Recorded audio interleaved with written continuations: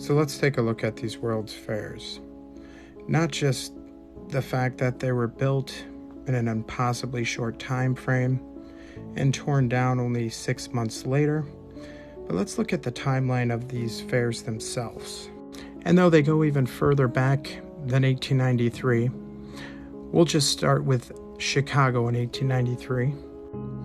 And then, not even a year later, you have San Francisco's World Fair in 1894. And then again, on to Georgia a year later in 1895, their World's Fair. And then they must have took a year off because I couldn't find anything on 1896. But 1897, you have Stockholm's World Fair.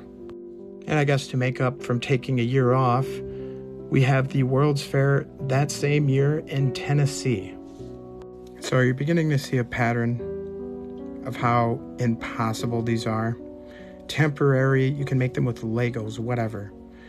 Almost yearly. Some places like Tennessee here and in Stockholm here, you have 2 World's Fairs going on the same year. There is not enough skilled labor, manpower, slave or otherwise, to make these detailed and intricate structures, hundreds of them, temporarily, and then tear them down in 6 months. None of that makes sense. But it continues. Of course, after 1897, you have them going to Omaha, Nebraska in 1898, a state with less than 200,000 people in Omaha at the time. No airports, no nothing, in the middle of nowhere, but didn't stop them from having millions of people attend. And then we go to Paris in 1899, and again in 1900.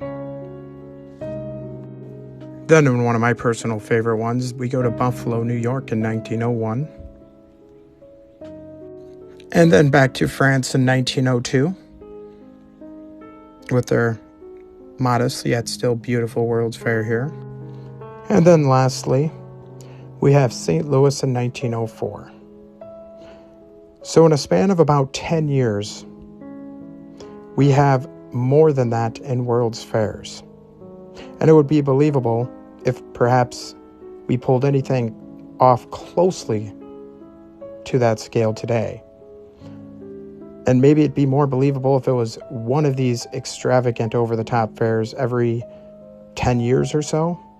But to say one of these were going on every year, sometimes even twice a year, is wild. Question everything, friends. Until next time.